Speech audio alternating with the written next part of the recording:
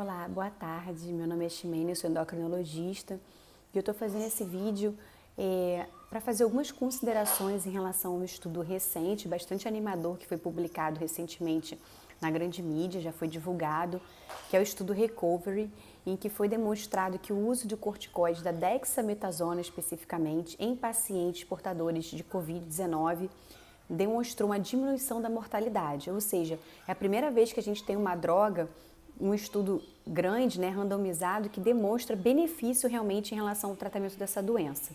E por que eu estou fazendo esse alerta? Porque muitos pacientes portadores de doenças de Addison, de outras formas de insuficiência adrenal, vieram me perguntar se não seria melhor trocar a hidrocortisona ou a prednisona que eles usam habitualmente pela dexametasona por causa desse estudo, ou se o fato de estar usando corticoide cronicamente já teria algum efeito protetor em relação à infecção pelo coronavírus.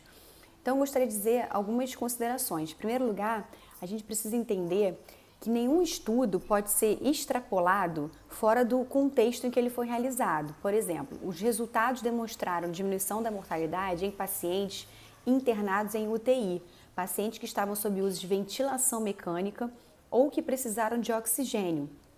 Isso não pode ser extrapolado para pacientes em casa ou pacientes que não tiveram infecção ou que tiveram infecção de forma leve. A gente não pode concluir isso porque não tem essa avaliação no estudo. Além disso, a dose utilizada nesse estudo foi de 6 mg de dexametasona, que equivale aproximadamente a 40 mg de prednisona e a 160 de hidrocortisona. São doses muito maiores do que a dose que a gente usa habitualmente para reposição de insuficiência adrenal, tá? E segundo lugar, a dexametasona é um corticoide potente, tem um efeito imunossupressor importante e um efeito hiperglicemiante. Então ele aumenta a glicemia, aumenta o peso, além de piorar outros parâmetros metabólicos, tá? E ele só foi utilizado no estudo num contexto específico em pacientes internados que precisaram de oxigênio.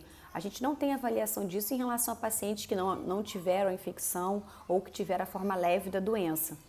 E além disso, é muito importante a gente lembrar que o Covid-19 é uma doença que parece ter duas fases de evolução. Uma fase inicial, que é a fase de replicação viral, e a segunda fase, que é uma fase mais inflamatória, que é justamente nesse momento que o corticoide teria benefício. Nessa primeira fase, que é a fase de replicação viral, se você tentar usar a dexametasona, por exemplo, por conta própria, você corre risco de piorar o desfecho da infecção.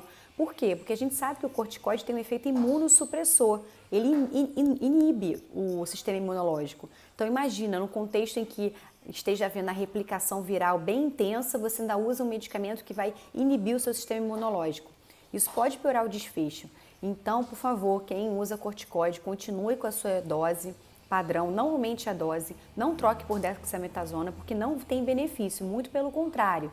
Você está se sujeitando aos riscos das complicações do excesso de corticoide. E essas complicações podem piorar ainda mais o desfecho em um paciente que vem adquirir o coronavírus. Porque, como a gente sabe, pacientes diabéticos descompensados, por exemplo, são um grupo de risco para desfechos mais graves do Covid. Então, imagina um paciente diabético que resolve tomar dexametasona para se proteger do coronavírus. Ele vai ganhar o quê? Um descontrole glicêmico e se submeter a um risco maior de complicação, tá bom? Então, a recomendação atual é mantenha a sua dose, o seu tipo de corticoide. A gente sabe que a dexametasona não é um corticoide que a gente recomenda habitualmente, pelo menos em adultos, para tratar a insuficiência adrenal, porque ele tem um efeito muito potente.